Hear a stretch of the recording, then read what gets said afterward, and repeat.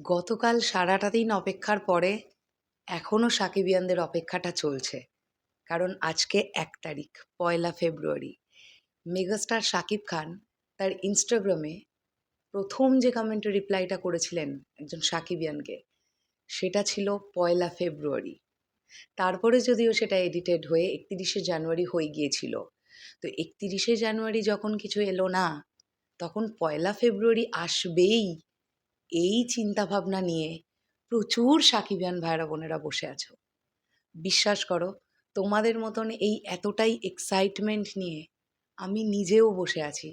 কারণ আজকের দিনটা আমাদের কাছে খুব স্পেশাল হয়ে যেতে পারে যদি সত্যি প্রিন্স সিনেমার মোশন পোস্টার চলে আসে। হ্যাঁ, আমি তোমাদের একটা কথা বলি, প্রিন্সের স্টিল পোস্টার আসার আর কোনো সম্ভাবনা নেই। এবার যেটাই আসুক, নয় সেটা মোশন পোস্টার আসবে, মোট কথা মোশন কিছু দেখতে চলেছি আমরা, যেটা নড়াচড়া করবে। পরিষ্কার কথা, কোনো স্টিল কিছু দেখতে পাবো না। আমি আরও একটা কথা তোমাদের বলে রাখি, যদি আজকে লুক চলে আসে, তাহলে আমি এবং তোমাদের সৃঞ্জয়দা একসঙ্গেই রিয়াকশন করব। আর তোমাদের সবার কাছে একটা ফেভার আমার লাগবে, সেটা হচ্ছে তোমরা সবাই এটা দোয়া করো যেন আমি খুব তাড়াতাড়ি আবার আগের মতন সুন্দরভাবে কথা বলতে পারি। কারণ তোমরা ফিল করতে পারছো আমার গলায় একটু প্রবলেম হয়েছে, যে কারণের জন্য আমি জোরে কথা বলতে পারছি না। একটা ছোটো মতন ইনফেকশন।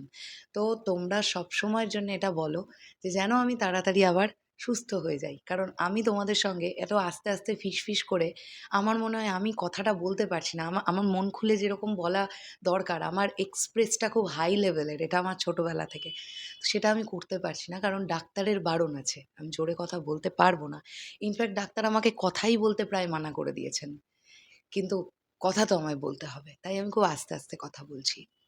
যে বিষয়টা নিয়ে বলছিলাম সেটা হচ্ছে, আজকে লুক আসার একটা পসিবিলিটিস আছে। হ্যাঁ, আমি কখনো বলবো না 100% আজকেই লুক আসছে, তবে ইন্ডাস্ট্রির অন্দরমহলে এটা খবর আছে যে আজকেই লুক আসছে। সেটা দুপুরবেলা হোক কিংবা বিকাল সন্ধ্যেবেলার দিকে হোক, আজকেই লুক আসবে এরকম খবর কিন্তু প্রথম সারির মিডিয়াদের কাছেও আছে। যে ৩১শে জানুয়ারি এলো না মানে ১লা ফেব্রুয়ারি আসছেই।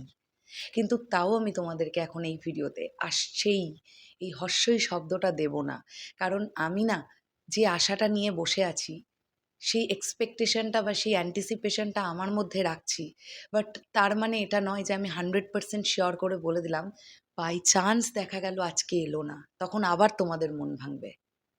কারণ দেখো, একটা জিনিস ঠিক, ক্রিয়েটিভ ল্যান্ড কোথাও এটা ঘোষণা করেনি যে তারা ৩১শে জানুয়ারি বা ১লা ফেব্রুয়ারি লুক দেবে।